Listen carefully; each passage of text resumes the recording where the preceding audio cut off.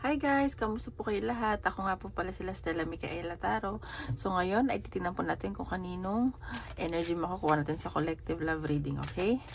Paalala lang po ha, hindi po lahat makaka-resonate. Take what resonate and leave what doesn't.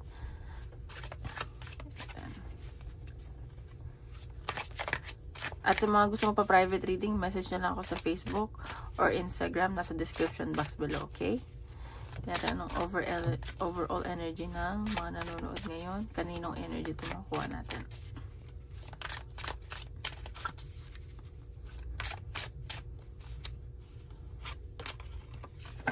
They're exhausted watching your reruns. O sa sinasabi ko dito, ay sa nakikita ko dito, meron ditong napapagod na. Parang pagod na sila. Yan. Tapos parang walang accountability and may mga siguro may mga nangyari sa buhay nyo na paulit-ulit na lang. Yung parang routine na lang ba siya. And pati yung mga guides nyo napapagod na din sa inyo. Kasi alam mo yung nasa harapan mo na pero in denial ka pa. And sa nakikita ko na alam mo na yung mga sagot sa katanungan mo pero in denial ka pa rin. Ayan o, may mga napapagod, nako-confuse, ganyan. And parang pattern na yung nangyayari sa inyo. Ganon. So, tingnan pa natin. Tsaka parang ang dami excuses, ganun. Yun yung pagod na yung energy nyo, ganun. Tingnan natin. Ano ipapakita sa love life collective.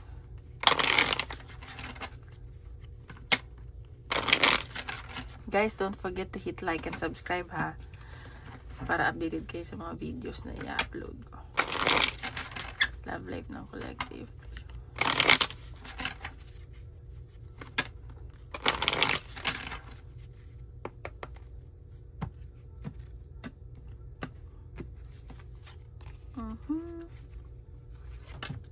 Oh, meron dito mga broken hearted and broken family. May nasasense ako ganun. And may mga natatakot dito na maging broken family. Okay. And sa nakikita ko, parang may biglang papasok sa buhay nyo or bigla makikipag-date, ganun. And mapapagastos, ganyan. May tuloy-tuloy yung pasok ng pera pero mabilis siyang mawawala, ganun, sa inyo ng person mo. Pero ikaw, hindi ka nag-give up, ganun. And meron dito okay yung kaperahan, kahit na yung mga nawalang pera from the past, babalik at babalik yun. And mas focus ka ngayon sa finances mo, sa career mo. At sa nakikita ko sobrang busy ng energy, ganun. And yan, may mga iniiwasan at tingnan natin, i-clarify natin itong mga iniiwasan mo. Okay? Mga tinatamad makipag-usap, ayaw makipag-usap, may mga delay when it comes to communication kayo ng person mo. Baka may mga kailangan kayong pag-usapan, pero ayun yung pag-usapan, iniiwasan nyo ganyan. As nakita ko dito, meron ditong malalapit sa inyo na ayaw nyong kausapin kasi focus nga kayo sa work. Ganyan. Ayan o. Pero may nakita ko ditong improvement, relocation. Ayan, ang ganda. Tuloy-tuloy yung pasok ng pera mo. So, baka nga ganun, yung hindi ka na masyadong nakikipag-usap kasi focus ka na lang sa sarili mo, you're loving yourself, ganyan. And pati love life mo na apektuhan, wala ka masyadong tulog, nag-overthink ka, ganyan. And meron ditong tao na parang iniiwasan mo, iniiwasan ka. Mabait ang taong to, may gusto sa'yo, actually, mabait to. Ayan, so may communication na paparating, biglaan. Parang magugulat ka na lang, may sasabihin tong taong to. Or magta-travel tong taong to papunta sa'yo. Bigla na yan, no? So, bagong tao to papasok sa buhay mo. So, baka busy lang, ganyan. Maraming ginagawa and nag-overthink din siya. Pero bigla tong tatawag or makikipag-usap sa'yo. Sino to? Ayan, may mga kontrata ka dito iniisip, nag-overthink. Ayan. Parang nawawala ng pag-asa, pagod na, ganyan. So, tingnan pa natin. Tingnan natin ang energy ng love life. Ano pa pakita sa love life ng collective? Ang hirap i-shuffle nitong bagong cards ko. Malalaki kasi, ganun din na natin. Okay. energy ng love life ng collective. Kaya natin.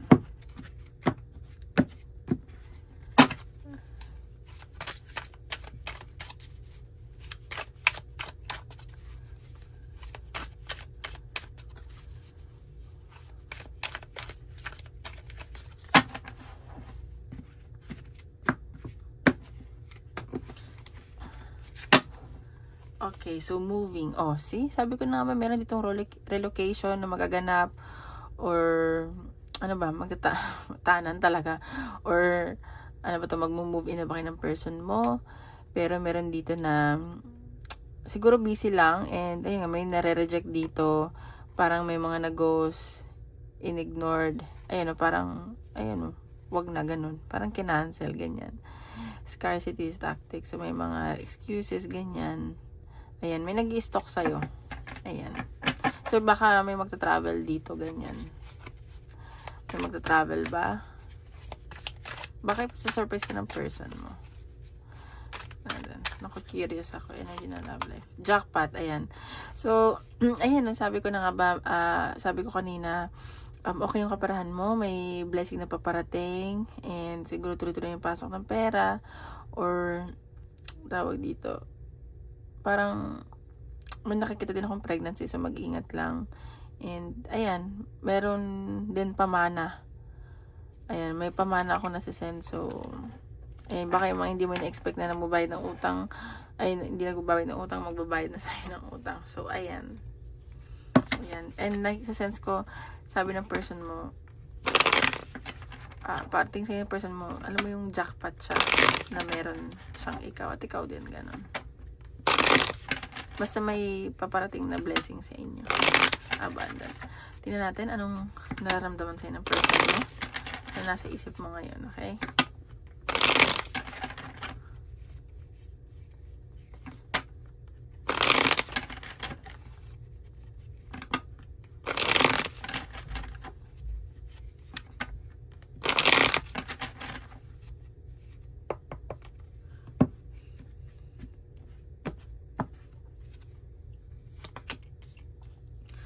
Okay, so itong taong to, medyo may pagka-obsess, na-obsess siya sa'yo, and nagiging toxic na, which is hindi maganda. May nasense ko na obsession. And nag-iisip-isip tong taong to, nagpapakatalino, iniisip-isip ba niya, tama ba yung nararamdaman niya, ganyan. And parang wala siya sa sarili, ganun. Parang lutang, ganyan. Wala masyadong sasabihin. And 8 of Pentacles, busy to sa trabaho. But ano yung cards ko? Ayan, busy siya sa trabaho, hindi rin siya makapag-focus kasi reverse kanina. Ang dami niyang ginagawa, tinatanggal ka sa isip niya, pero ikaw pa rin yung iniisip-isip niya. Ayan.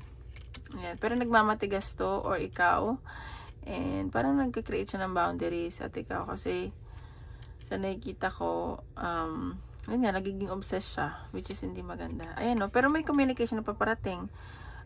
May pag-uusap, gusto niyang kausapin ka, gusto kanya makita, gusto niya mag-travel. Alam, gusto kanya kausap. Ganun.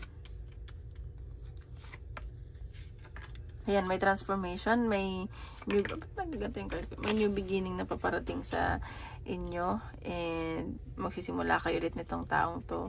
And parang nabuhayan siya ng loob, nagbigyan siya ng pag-asa when it comes to his or her love life, kasi nung nakita kanya na, alam mo yung parang sumuko na siya sa pag-ibig pero andito pa rin siya. Ayan. Pero medyo nagdadalawang isip pa tong taong to, naguguluhan siya. Ayan, naguguluhan siya. Puro pag-iisip. Pero may nakita akong celebration, baka may magbo-birthday dito, may celebration, may mga party, and masaya siya din nakasama ka, ganun din. Ayan. And ito sa trabaho, medyo hindi nga siya naman nakakapag-focus. And sa nakita ko, alam mo yung hindi siya sigurado. Pero ikaw, ayan, focus sa kaperahan mo. Meron din isang tao dito nagkakagusto sa'yo, very passionate sa'yo. Ayan, magandang kaperahan mo, dinededma mo lang siya, like, bahala ka dyan, ganyan. Pero may nakikita naman ako itong partnership sa inyong dalawa. At kung maging tuloy-tuloy yung kayong dalawa, magiging okay din naman. Mutual naman yung feelings, ganun. And may happiness ako nakikita, ganyan. Ayan, so, kailangan nyo lang balansehin yung mga bagay-bagay. And ayan, nakikita ka niya asawa mo na very career-oriented, masipag sa trabaho, and masaya kasama. And binabalance niya kasi mga bagay-bagay, hindi lang sa sa'yo, pati din sa buhay niya, sa work niya, in general, ganyan. Yan yung nararamdaman niya sa'yo. So, tingnan naman natin ikaw, ano nararamdaman mo sa kanya.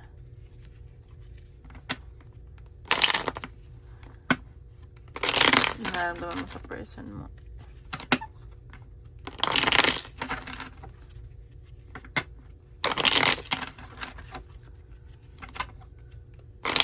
Ay.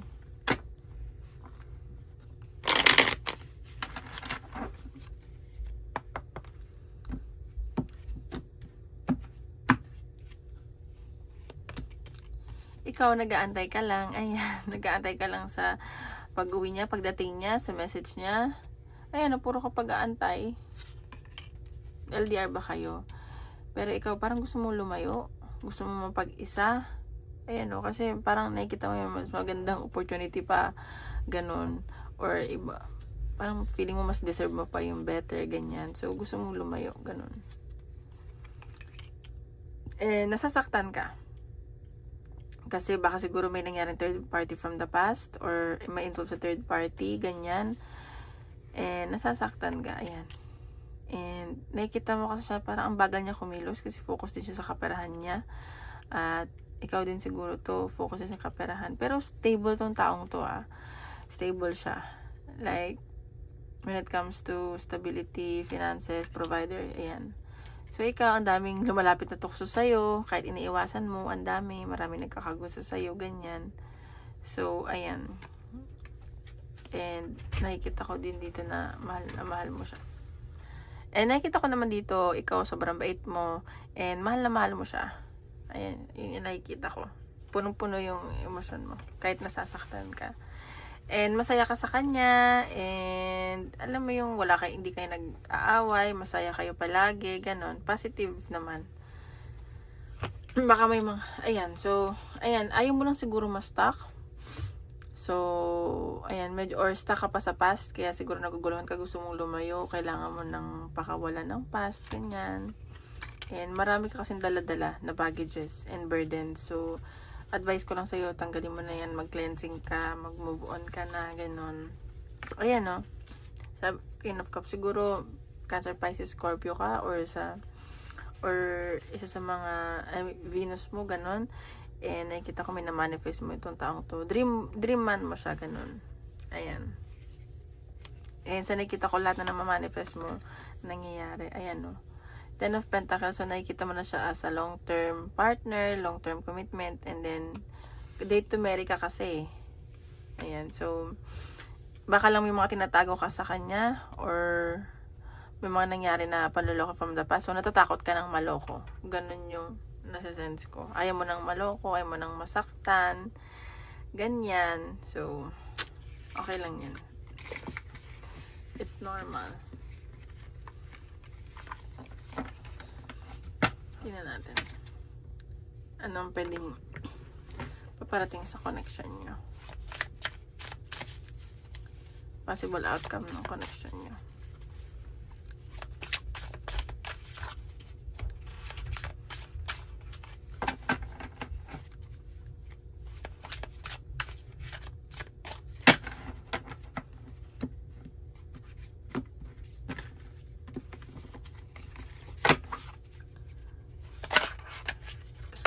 Malabas na.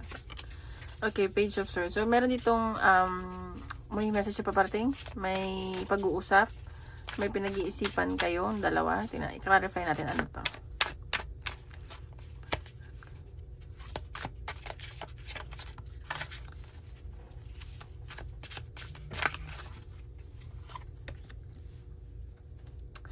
Okay.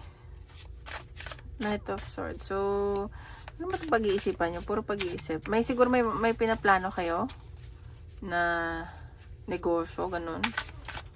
Or may pag-uusapan kayo about negosyo or travel. Ganun, nakikita ko. Tingnan natin. Ano ba ito? Ayan.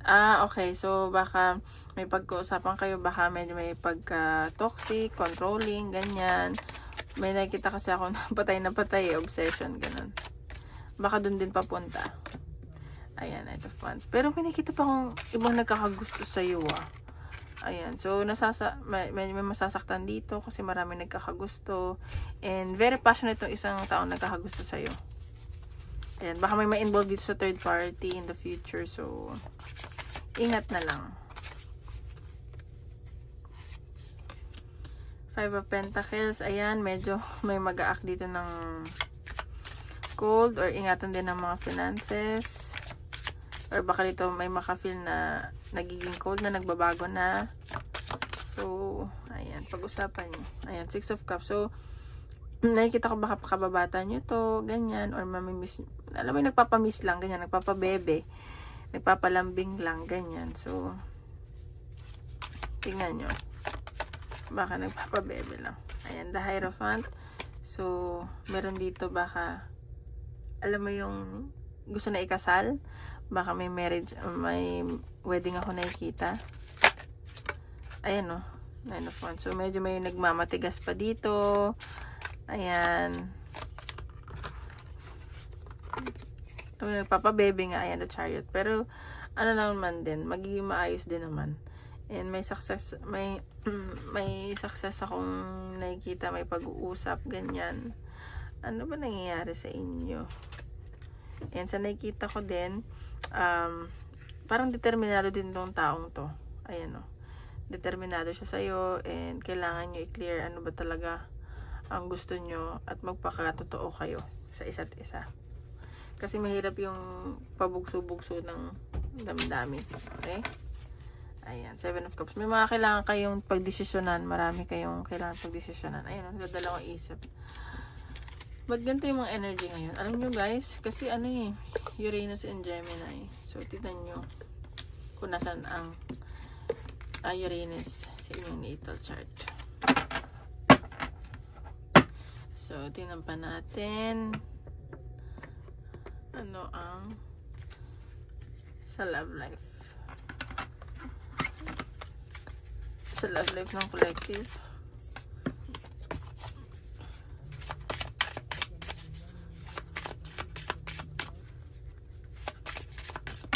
Ay, isa lang po.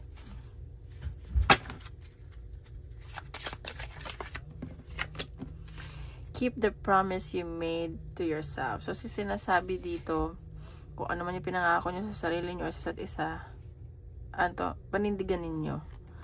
Alam mo yun. Pero, syempre, ang nasisense ko dito, wag mong pabayaan sa sarili mo. Isipin mo pa rin sarili mo. Hindi porket may partner ka, mas iisipin mo siya. Ganon. What if it works? Ayun, itry nyo lang. Kasi, baka may mga pinag-iisipan kayo or gusto may mga hindi sigurado dito sa connection. So, paano nga kung nag-workout siya? Ganon. So, tumaya ka na. Pero, syempre, create ka rin ng boundaries and respect yourself. Respeto niyo isa't isa. At, ayan. Mas mahalin ang sarili. Ganon. Okay, tingnan natin sa career. Career ng collective.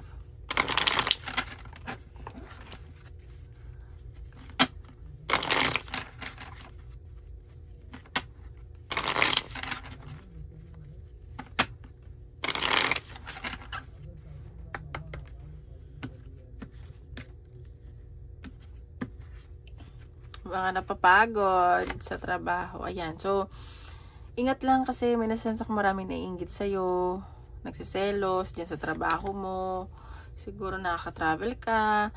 And marami ka nagiging kaibigan dyan. At maganda ka makipag-usap, makipag-interact sa ibang tao. Ayan. So, may pagsiselos. So, ayan. Medyo nakaka-stress lang. Baka nai-stress ka or nakaka-stress.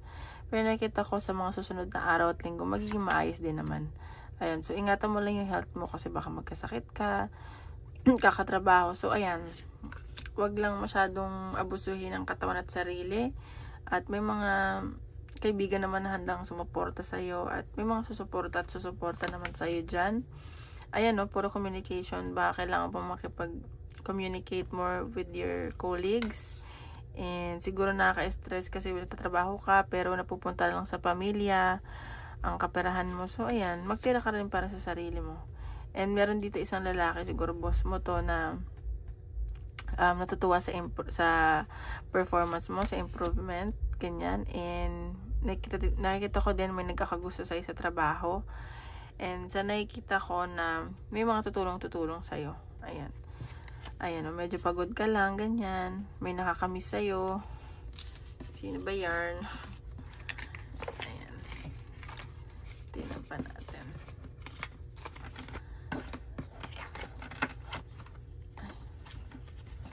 Papakita sa career general. Ay!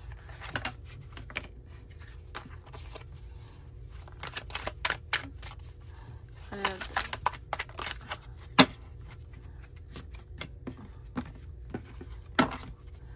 Papakita sa career.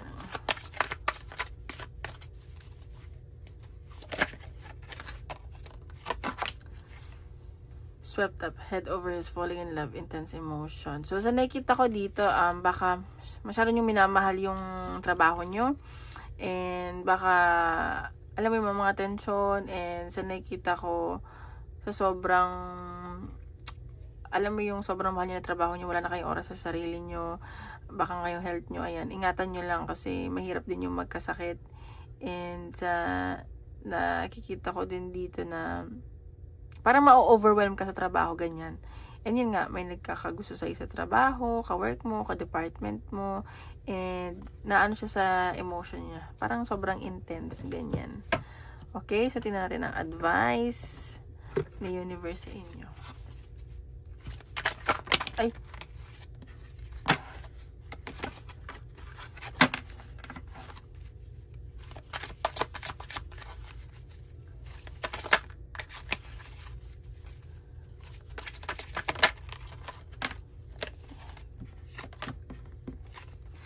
Eclipse of concealment. Navigate through the eclipse of concealment, understanding the circular nature of hidden faces and awaiting revelation. So, siguro, may paparating bang eclipse? Alam ko, eclipse, ano siya eh, for 6 months. So, kung saan man yung Virgo nyo, tingnan nyo. And, may kailangan ng, may mga marireveal, ganyan, or kailangan nyo maging honest sa nararamdaman nyo. Siguro sa boss nyo, kailangan nyo magsabi ng totoo, or sa partner nyo, yun yung nakikita kong advice. And kailangan nyo mas maging understanding sa lahat ng bagay. And sa nakikita ko, merong opportunities na paparating sa inyo. And kasi nakikita nila yung potential nyo when it comes to career or love life. So, may mga opportunity paparating, may aamin, or may salary raise, ganun. So, tingnan pa natin.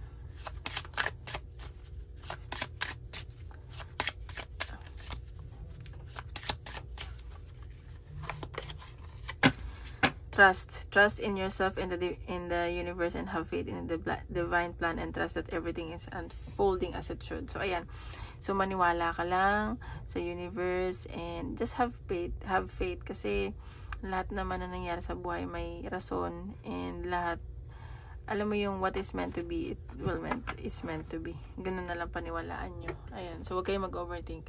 So ayun lang guys, maraming salamat po.